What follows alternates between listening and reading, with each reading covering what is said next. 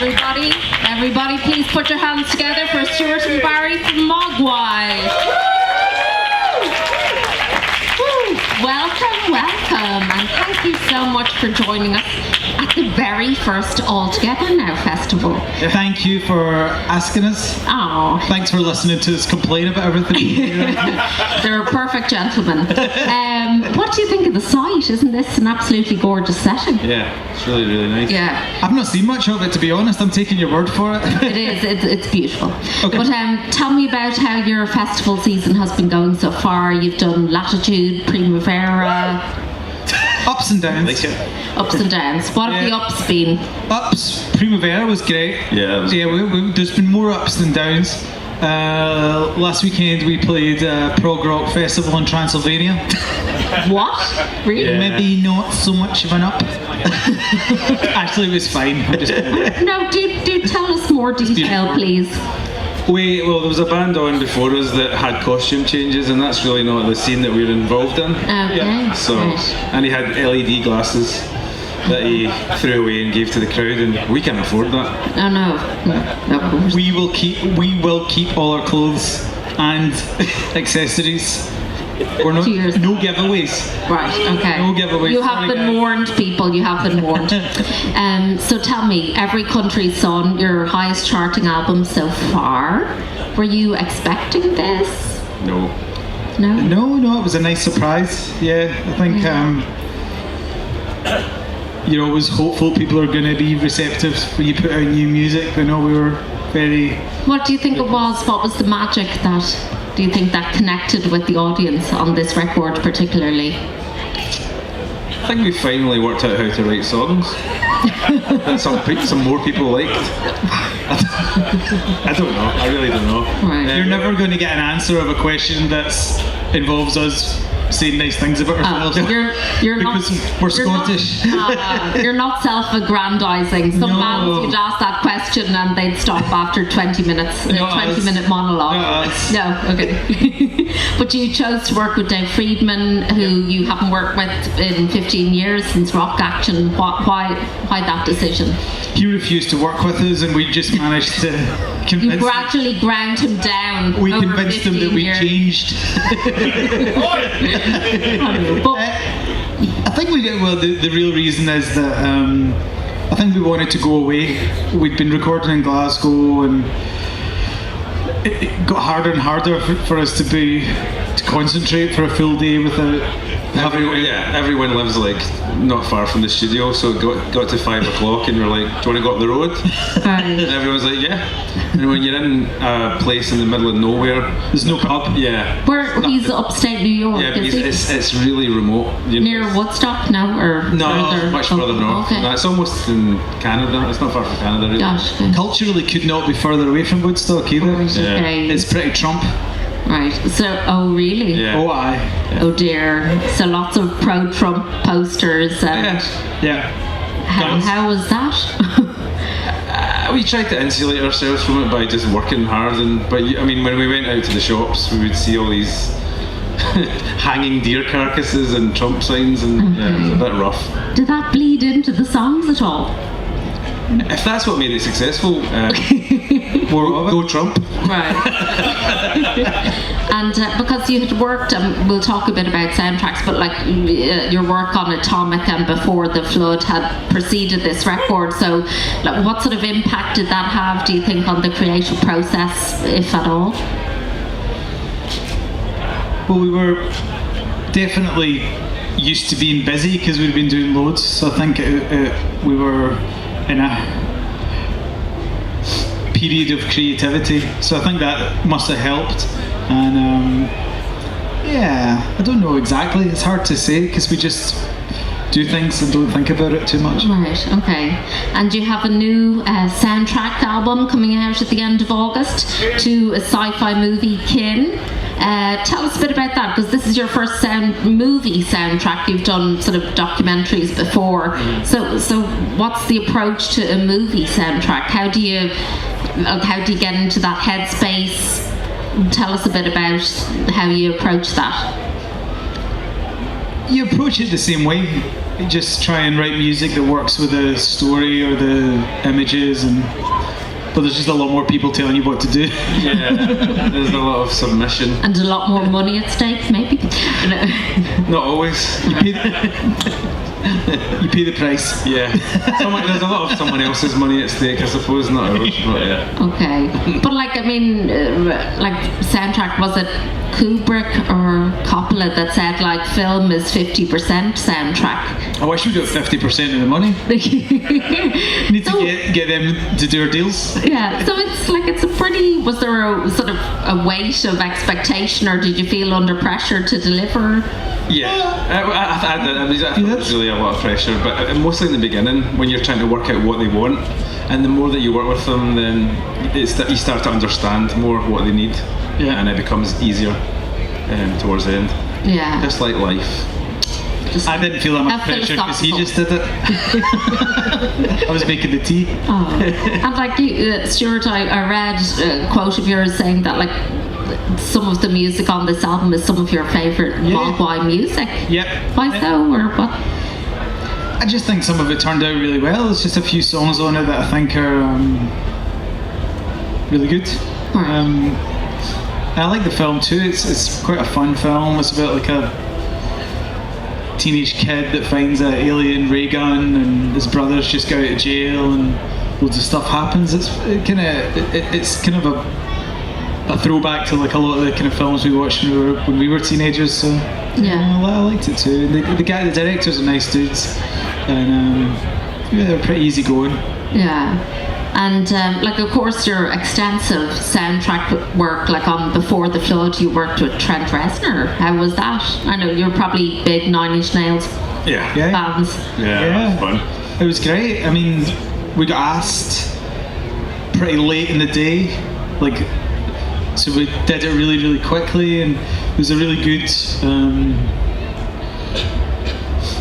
part of it where we'd been working on music for maybe about a week, and then just Trent and Atticus had played one of our songs, so we just like got this version of our song by Trent Reznor. I think it's one of the best things I can remember. It was really cool. Yeah, it was amazing. Yeah. And like this summer as well, you played Robert Smith's Meltdown. So how does that work? Does like Robert ring you up one day and say, "Hey guys, I have this thing going on"? He's a big texter. He texts in all capitals. Oh, yes, I've heard that. Shouts all the time. So it's actually got to the point that like other people I know called Robert, because it's quite a common name. I'll be writing a text to them, and it'll suddenly go to all capitals as if I'm just shouting their name, and it's just like because my phone's had all these texts from Roberts. Yeah, it was good. It's good. Yeah. And did he give you sort of free rein? Did he say he wanted you to play like music from any period, or was it just I'd love you to be involved in this? He just asked us to play. Yeah, he just asked us to play. If he'd asked us to do something, I'm sure we would have done it. But well, we've ripped off plenty of his songs. Yeah, it was kind of funny. There was actually quite a lot of just Cure fans that went to all the shows and maybe didn't know all the bands. And I remember someone told my girlfriend, they were like, yeah, no, they definitely did a few Cure songs. And she doesn't know our music that well, and she was like, did you do any? I was like, no, that's just what our songs sound like. Yeah. And talking about curating, you did, of course, for your 20th anniversary, do your own ATP, choose bands that challenged, intrigued and inspired. Was that difficult? How did you come about, like, how was it whittling down that list? It's quite good fun, actually. You just come out with a bunch of bands and see who's around and see who you can afford. Realise that you can't afford Kraftwerk and move on to the next one. So ring up Chuck D instead, or? Oh, we did get that, yeah. Yeah. The annoying thing about that was that we were actually on tour. We didn't get to go to any of the shows. No. Yeah, it was a mess. Yeah. What bad timing. Yeah. And did you get like, what were the bands like when you reached out to them? Were they like, wow, we're really honoured, thanks for asking us? Or Of course. Yeah. I mean, Chuck. you have made my life's work Chuck D had been asking me worthwhile. about it for ages, and I finally succumbed. Okay, Chuck, we'll put you on. And That's a joke. I want to ask you a bit about a movie which I loved and actually had an Irish scriptwriter, Niall McCann, Lost in France. Yep. When he brought yourselves and the Delgados and Alex Kapranos back to Brittany to recreate a show that you played very shortly after you actually formed. So was that an emotional process, or going back there with these people when so much water had gone under the bridge, or was it just a laugh? It was just a laugh, but he is a great filmmaker, and he kind of orchestrated it in such a way that it actually became quite emotional and kind of quite nostalgic. But I mean, Alex and Paul and Emma from Delgados and Hubby who came, they're people I see quite a lot. Yeah. So it wasn't like long lost friends. Yes. So it was kind of like, all right, yeah, we'll all go. But because everyone's so busy, you don't really spend time with people. You just see them for half an hour here and there. So yeah, it was really nice, properly hanging out, and yeah, I think it's a nice film. Have you ever even seen the film? No. He's like, Oh, it's a great movie. I'm sure Yeah, bye. Check it out. I'm so busy.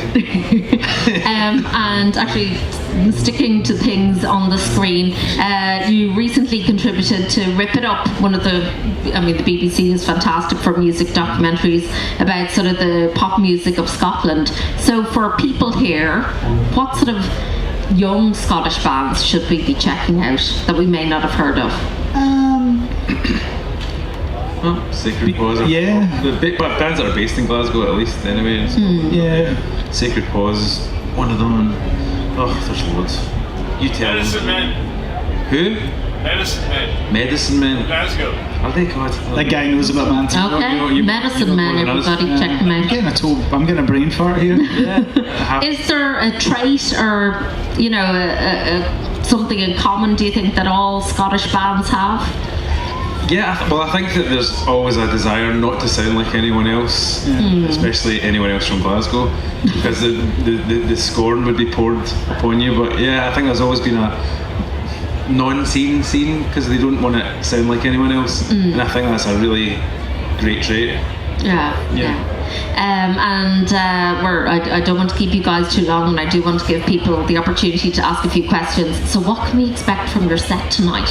Fireworks, dancers, and Fire-breathing chihuahua, I heard. Yeah. no, it's just like some old guys and a young guy playing music you've already heard. Woohoo! Okay, don't get too excited, people. Questions from the audience. I know this man in the Mogwai t-shirt. I don't say that. No. He has nothing to say now. He's gone all shy. Everyone's Stephen. something to say. Stephen has a question because I've pointed at him.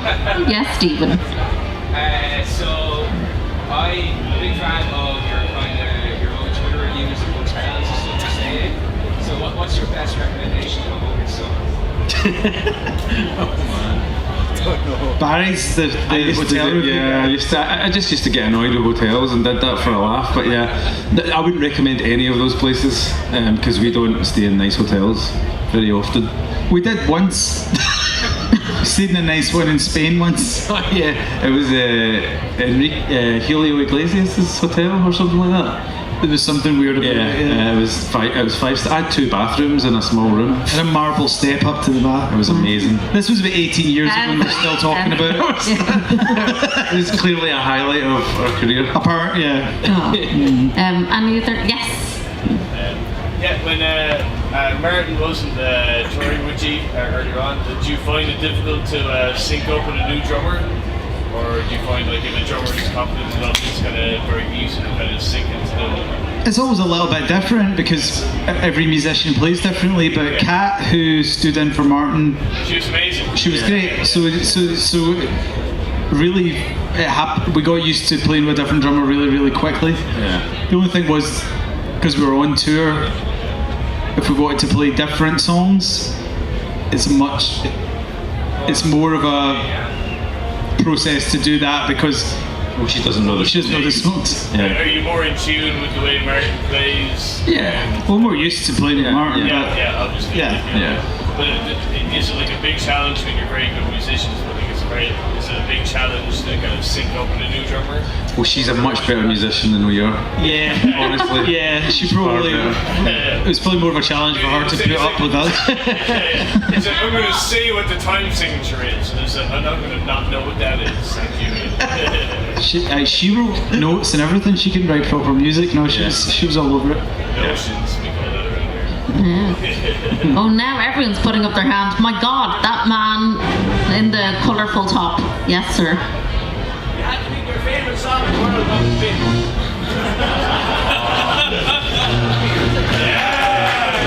I don't know. I really like New Rose by the Damned.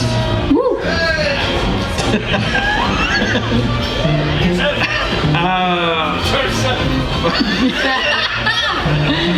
I can never do that. No, I don't really have a favourite song. I don't have it. It's that. What's that? You like Maggot Brain? I do like Maggot Brain by Funkadelic. I would say that's a pretty good shout.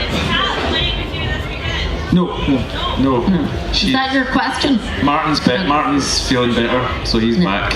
This gentleman in the white t-shirt in the front. Do you? I find it really weird that I like far more Scottish music than I think I should. Given like it's the same kind of size population as Ireland. Why do you think a lot of really good music comes out of Scotland? Like what? I mean, there's a lot to do with the community around it, and there's a lot to do with it's not so expensive to rehearse and get a band together. And whereas in London, it's probably really expensive to get that stuff off the ground. So it could be an economics thing, but there's just a lot of support. And there's some decent venues in Glasgow, and they just like music there. I don't know. I think having somewhere to play makes a big difference because you need to play to get better and to meet other people and get inspiration and make friendships and all that stuff. So I think the venues makes a big difference. Okay. Anybody else? Anybody? No. Guys, you're doing a headline tour as well with the Twilight Sad, aren't you? Any Irish dates on that? Probably. Really? Are you sure? So I'm sure someone's mentioned that. I'm sure someone's mentioned it. Okay. We'd love to come back. It's not very far. We await an announcement. But for the moment, make sure to check out MOGWAI tonight, and please give it up for Stuart and Barry. Thanks, Thank you very much.